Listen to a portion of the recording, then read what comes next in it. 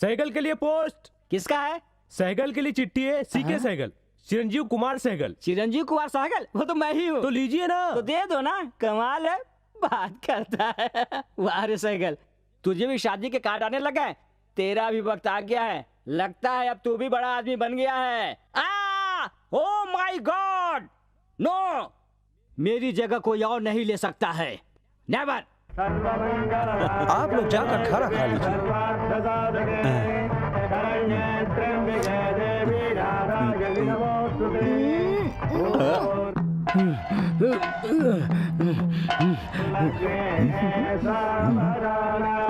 लक्ष्मी नारायण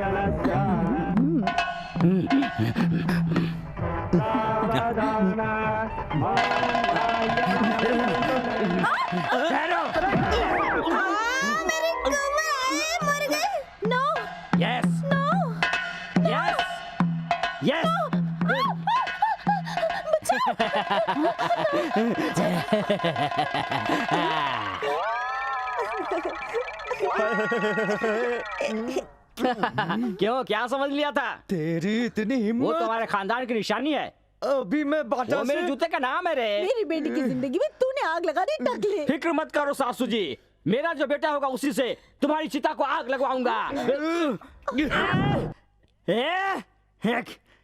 कौन है रे? छोड़ो मुझे, छोड़ो मुझे। मैं चुपचाप नहीं बैठूंगा। तुम मुझे ऐसे क्यों घूर रहे हो? मैं अगर चाहूं ना तो तुम लोगों को कपड़े की तरह धोकर यूं भाग सकता हूं। मैं क्यों नहीं भाग रहा हूं तुम लोगों को पता है? मेरी रोजा एक न एक दिन मेरे प्यार को जरूर समझेगी, मेरी दीवानी होकर मेरे पास आ जाएगी और मुझसे माफी मांगेगी। बड़े बड़े गुंडे भी हमारे सामने इस तरह से बात नहीं करते। तू क्या उनसे बड़ा है? सर, आप मेरे शरीर का कोई भी हिस्सा बेशक पकड़ लीजिए, लेकिन मेरे बाल को पकड़ने की हिमाकत मत कीजिए। छोड़ दीजिए। खुद को हीरो समझता है? भागते हुए आकर उस लड़की के गले में मंगलसूत्र क्यों बांधा? इसलिए क्यों मेरी धर्म पत्नी बने। पर इतने स्पीड में आने की क्या जरूरत थी तुझे? बता। बदला सर, बदला। बदले की वजह? बाल। बाल? Yes, yes sir. मेरे सर के बाल को देखिए सर। तेरे सर पे तो बाल ही नहीं है। ये तो आज की बात है सर, पर 1 साल पहले मेरे सिर पर बाल ही बाल थे। चाहिए तो आप एक बार मेरा फ्लैशबैक देख लीजिए सर। सर, एक जमाना था जब हमारे सर पर एकदम घने बाल हुआ करते थे। मैं हीरो की तरह दिखता था। यही नहीं, मेरे गांव में तो मेरे दादाजी की भी चर्चा हुआ करती थी। उनकी 70 साल की उम्र में भी एक भी बाल नहीं उड़े थे। उनके बालों की चर्चा आसपास के गांव में थी। उन्हें बालों का देवता मानते थे। सारे टकले उनके बालों की पूजा करते थे। उनको यकीन था कि उनकी पूजा से उनके सिर पर फिर से बाल उग जाएंगे। मेरे और दादा के बीच बहुत प्यार था। मैं उनके सफेद बालों से प्रेम करता था और वो मेरे काले बालों से प्यार करते थे, और हम दोनों ही एक दूसरे के बालों को सजाते थे, संवारते थे। और एक दिन मेरे दादाजी ने मेरा रिश्ता तय कर दिया और वो लड़की रोजा मेरे घुंघराले बालों की दीवानी हो गई। अगले हफ्ते मेरी शादी थी। शादी के कार्ड भी छपवाने को दे दिए गए। शादी के कार्ड भी छप कर आ गए। मैं मन ही मन बहुत खुश था, लेकिन तभी मेरे दादाजी मर गए। दादाजी के मौत के सदमे से मैं पागल सा हो गया। मेरे आंसू रुक नहीं रहे थे। मैं उनकी याद में रोता गया। मैं उनके बगैर बिल्कुल अकेला सा हो गया। मैं उनकी समाधि के पास बैठा हमेशा रोता रहता था। और उसके बाद एक एक करके मेरे सारे बाल उड़ते चले गए, उड़ते चले गए।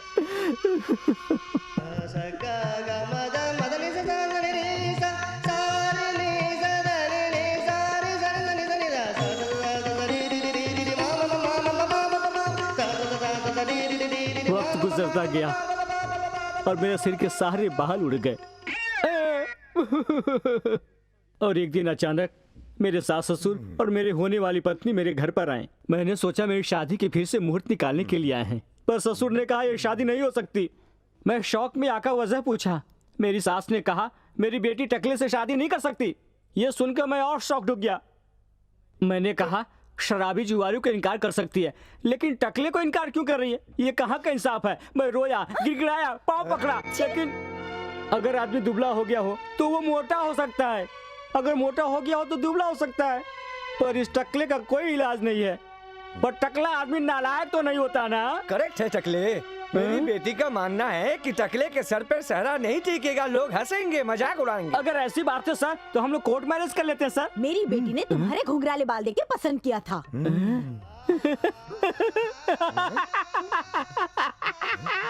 मेरी प्यारी रोजा, घर संसार बालों से नहीं बसते हैं, दिल से बसा करते हैं।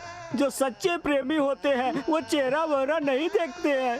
अगर तुम्हें बालों से इतना ही प्यार है तो मैं एक अच्छा सा विग ले लूंगा। आई एम सॉरी, कूली से कर लूंगी, ड्राइवर से भी शादी कर लूंगी, लंगड़ से भी शादी कर लूंगी, पर टकले से कभी नहीं। मम्मी चलो। रोजा रोजा रोजा, ऐसे मत जाओ छोड़ के। अरे अब मेरा क्या होगा? ये कहाँ का न्याय है सर? आपका भी तो यही हाल है, एकदम सपाट सड़क है। सर, आपके टकले को देखकर आपकी पत्नी ने कुछ नहीं कहा? कुछ नहीं कहा। हाँ? चुपचाप बाजू वाले के साथ भाग नो प्रॉब्लम।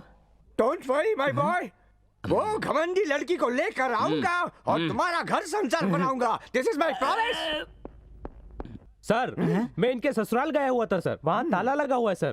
ताला लगा है? हाँ सर, कोई टकला उनकी बेटी के गले में मंगलसूत्र डाल गया। वो लोग इस अपमान को सह न सके और किसी को मुंह दिखाने के लायक भी नहीं रहे। और इस हादसे के बाद पूरी फैमिली सिंगापुर चली गई सर। Thank you.